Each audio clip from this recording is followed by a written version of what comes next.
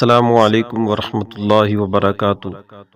محترم ناظرین، آج ہم آپ کے سامنے ایک ایسی کہانی پیش کرنے جا رہے ہیں جو نہ صرف عبرت کا سامان ہے بلکہ ہمیں اپنے اعمال پر غور کرنے کی دعوت بھی دیتی ہے۔ یہ کہانی ایک حافظ قرآن لڑکی آمنہ کی ہے جس نے دنیاوی زندگی میں چند غفلتیں کیں اور ان کے اثرات اس کی قبر کی زندگی میں ظاہر ہوئے۔ آمنہ ایک نیک دل اور خوبصورت لڑکی تھی۔ اس نے کم عمری میں ہی قرآن پاک حفظ کر لیا تھا۔ اس کے والدین اور رشتہ دار اسے بہت پسند کرتے تھے۔ آمنہ کی آواز میں تلاوت سننے والے متاثر ہو جاتے تھے اور اسے قرآن کی بیٹی کے لقب سے پکارا جاتا تھا۔ وہ اتنا پیارا قرآن مجید پڑھتی تھی کہ ہر کسی کا دل کرتا تھا کہ اس کی آواز میں قرآن کو وہ سنتا ہی رہے۔ آمنہ سے لوگ فرمائش کرتے تھے کہ قرآن پاک کی تلاوت کرو، اور وہ خوب لطف اندوز ہوتے تھے جب آمنہ قرآن پاک کی تلاوت کرتی تھی۔ لیکن جیسے ہی آمنہ بڑی ہوئی، اس کی زندگی میں دنیاوی معاملات اور تعلقات نے جگہ لینا شروع کر دی۔ ایک وقت ایسا آیا کہ جب آمنہ شادی کے قابل ہوئی تو آمنہ کی کسی اچھی جگہ رشتہ دیکھ کر آمنہ کی شادی کی تیاریاں شروع ہو گئیں اور آخر کار آمنہ کی شادی کر دی جاتی ہے۔ جب آمنہ کی شادی ہوتی ہے تو آمنہ اپنی ایک نئی زندگی میں داخل ہوتی ہے جہاں اس کی ترجیحات میں تبدیلی آ جاتی ہے۔ وہ اپنے سسرال والوں کا خیال بھی رکھتی ہے، اپنے شوہر کا خیال بھی رکھتی ہے۔ آمنہ سب کی نظروں میں بہت اچھی اور جچتی ہے کیونکہ آمنہ ہر ایک کی عزت کرتی تھی۔ آمنہ ہر ایک کو اپنائیت سے دیکھتی تھی، ہر ایک کے ساتھ اچھا سلوک کرتی تھی۔ محلے کی عورتیں جب آمنہ کے گھر آتی، آمنہ سے بات چیت کرتی تو وہ آمنہ کی تعریف کیے بغیر نہ رہ سکتی۔ آمنہ سب کے ساتھ پیار کے ساتھ پیش آتی، اچھے اخلاق کے ساتھ پیش آتی۔ لیکن شادی کے بعد آمنہ نے اپنی مصروفیات میں قرآن کی تعلیمات کو پس پشت ڈال دیا۔ وہ دنیاوی زندگی کی رنگینیوں میں اس قدر مگن ہو گئی کہ اپنے اخلاق اور اعمال کا خیال نہ رکھا۔ کیونکہ آمنہ اچھے اخلاق والی تھی، اچھے اعمال والی تھی، 5 وقت وہ نماز پڑھتی تھی، قرآن کریم کی تلاوت کرتی تھی۔ لیکن جیسے جیسے اس نے اپنی زندگی کو ایک ازدواجی زندگی میں جیسے جیسے اس کی زندگی گزرتی گئی، لوگوں کے ساتھ اس کا ملاپ بڑھتا گیا۔ وہ عورتوں کی محلے کی عورتوں کی باتیں سننے لگی، ان کے ساتھ باتیں کرنے لگی، کسی کا گلہ کسی کا شکوہ غیبت کرنے لگی۔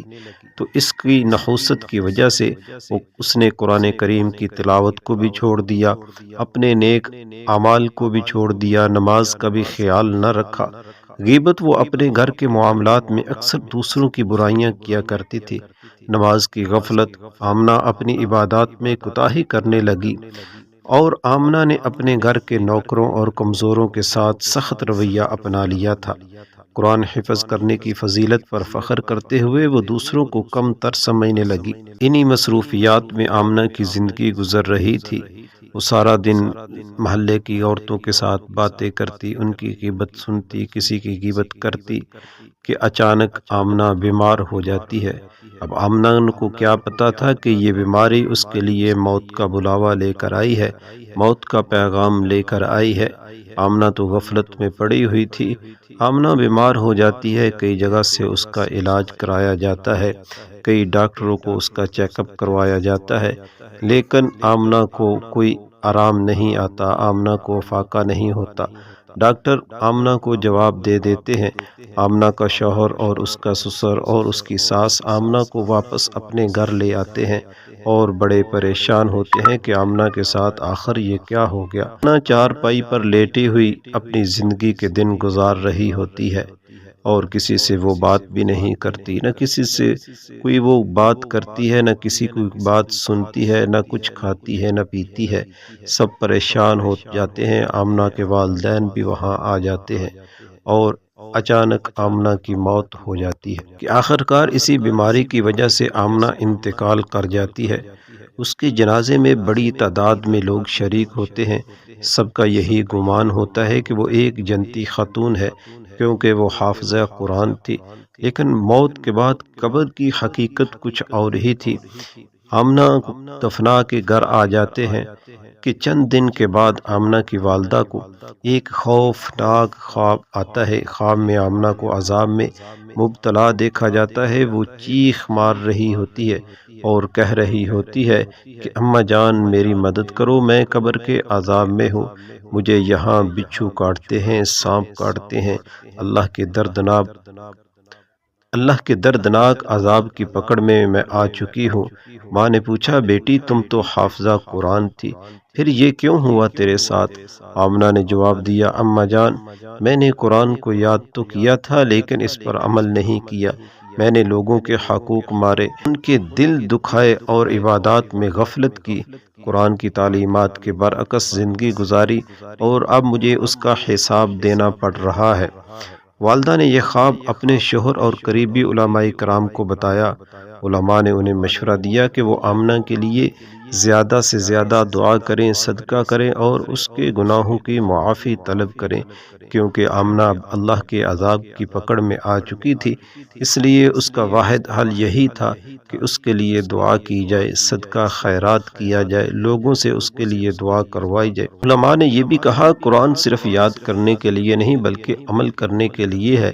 حافظ قرآن کو سب سے زیادہ احتیاط کرنی چاہیے کیونکہ ان کی زندگی دوسروں کے لیے مثال ہوتی ہے۔ آمنہ کا واقعہ ہمیں یہ سبق دیتا ہے کہ قرآن کی تعلیمات کو اپنانا ضروری ہے، صرف قرآن حفظ کر لینا کافی نہیں بلکہ اس پر عمل کرنا، دوسروں کے حقوق کا خیال رکھنا اور اللہ کی عبادت میں مخلص ہونا اصل کامیابی ہے۔ قیامت کے دن قرآن یا تو ہمارے حق میں گواہی دے گا یا ہمارے خلاف گواہی دے گا۔ یہ سوچنے کا وقت ہے کہ کیا ہم اپنی زندگی کو قرآن کے مطابق ڈال رہے ہیں یا صرف دنیاوی مشغولات میں گم ہو چکے ہیں۔ دوستو یہ کہانی ہمارے لیے ایک بہت بڑی نصیحت ہے۔ اللہ تعالی ہمیں قرآن کو سمجھنے، اس پر عمل کرنے اور اپنی آخرت کو بہتر بنانے کی توفیق عطا فرمائے۔ آخر میں دعا کرتا ہوں کہ اے اللہ ہماری کوتاہیوں کو معاف فرما اور ہمیں ان لوگوں میں شامل فرما جو قرآن کو سمجھتے ہیں، اس پر عمل کرتے ہیں اور اس کی روشنی میں اپنی زندگی گزارتے ہیں۔ یا اللہ ہم سب گناہ گار ہیں، خطا کار ہیں، ہمارے گناہوں کو معاف فرما، ہماری غلطیوں کو معاف فرمانا اور ہماری آخرت کے معاملات کو آسان فرمانا۔ ہماری دنیا کی زندگی بے شک گناہوں میں مبتلا اور ہماری کوتاہیوں میں ہم تیری نافرمانیوں میں گزار رہے ہیں۔ یا اللہ پر ہم تیرے بندے ہیں، تیرے در کے سوالے ہیں، تو اس سے سوال کرتے ہیں اپنے گناہوں کی معافی کا، تو اس سے سوال کرتے ہیں تیرے فضل اور کرم کا، تو ہم پر اپنا کرم فرما اور ہم سب کو قبر کے عذاب سے بچانا، ہم سب کو جنت کی نعمتوں سے مالا مال کرنا۔ یہ دنیا کی زندگی عارضی زندگی ہے، آج نہیں تو کل، کل نہیں تو پرسوں، اس گلی نہیں تو اس گلی، اس شام نہیں تو اس شام یہ ختم ہو جائے گی، کہیں نہ کہیں ہماری زندگی کی شام ہو جائے گی، لیکن اس سے پہلے ہم نے اپنے رب کو راضی کرنا ہے، اپنے رب کو منانا ہے، اپنے رب کے سامنے سجدہ ریز ہونا ہے، اپنے گناہوں کی معافی مانگنی ہے۔ یہ ایک موقع ہے جو ہمیں اللہ رب العزت نے عطا کیا ہے۔ زندگی جب ختم ہو جاتی ہے تو اللہ رب العزت کی ذات موقع چھین لیتے ہیں، پھر کوئی موقع نہیں ملتا توبہ کا۔ آج توبہ کا دروازہ کھلا ہوا ہے، اللہ رب العزت کی ذات توبہ کے انتظار میں ہے کہ کب میرا گناہ گار بندہ میرے در پہ آتا ہے، ندامت کے آنسو بہاتا ہے، میں اس کے سارے گناہوں کو معاف کرنے کے لیے تیار ہوں۔